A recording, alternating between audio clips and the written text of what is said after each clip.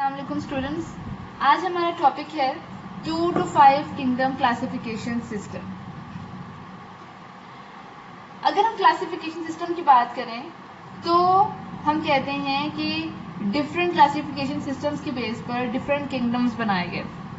तो जो हमारा सबसे पहला जो हमारे पास है वो है 2 किंगडम क्लासिफिकेशन सिस्टम।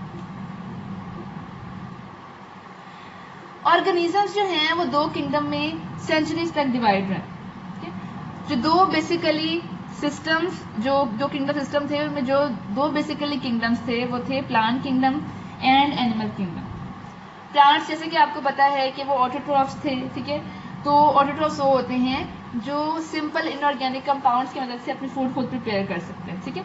तो जितने भी ऑर्गेनिजम्स ऐसे थे जो अपनी फूड खुद प्रिपेयर कर सकते थे, मतलब प्लांट्स के अलावा भी, उनको भी कहाँ प्लेस कर दिया गया, इस प्लांट किंगडम में।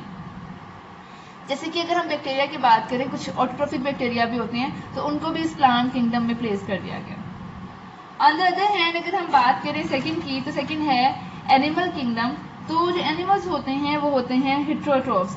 हेटेरोट्रॉफ्स वो होते हैं जो अपनी फूड खुद प्रिपेयर नहीं कर सकते, बल्कि क्या करते हैं, जो सिंपल ऑर्गेनिक कंपाउंड है उसको डीकम्पोज करते हैं और उससे अपनी फूड हासिल करते हैं, ठीक है। अगर हम ये कह रहे हैं तो इसका मतलब है कि हेटेरोट्रॉफ्स अपनी एनर्जी जो है वो ऑटोट्रॉफ से हासिल करते हैं। अगला हमारा जो सिस्टम था क्लासिफिकेशन का वो था 3 kingdom classification system. 3 kingdom classification system was proposed by Ernst Haeckel in 1866। इसने क्या कहा था कि there are certain unicellular organisms जो कि प्लांट्स और एनिमल्स दोनों के कैरेक्टरिस्टिक्स शो करते हैं, ठीक है। अब ये डिसाइड करना मुश्किल था कि इसको प्लांट्स में रखें या एनिमल्स में रखें। जैसे कि यहाँ मैंने एग्जांपल लिखी है यूग्लिना की। Euglena is a unicellular organism, ठीक है।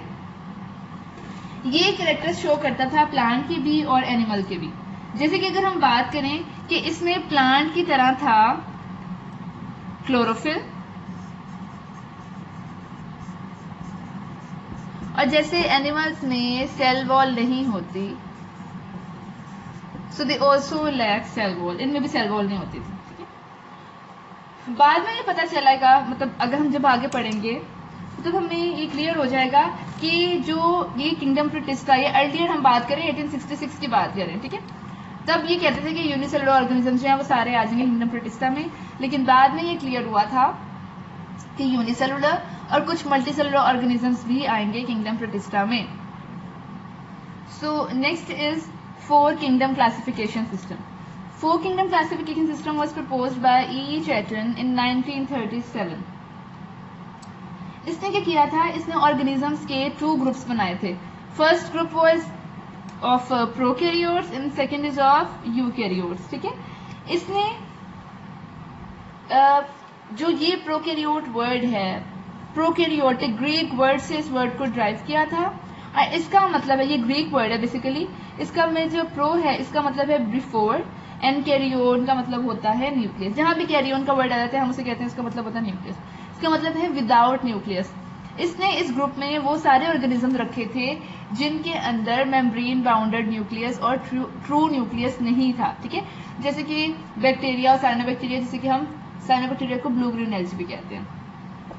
यहाँ अगर हम बात करें जो सेकंड था, वो सेकंड ग्रुप था यूकैरियोट्स का। Eu means true and karyotes mean nucleus. So these are those organism which has true nucleus. जैसे कि अगर हम बात करें, इनमें आ गए थे एनिमल्स और प्लांट्स, ठीक है। अब उसने ये कहा कि सारे जो प्रोकैरियोट्स जो हैं, मतलब later it was clear that all the prokaryotes were placed in separate kingdom which is called as Monera.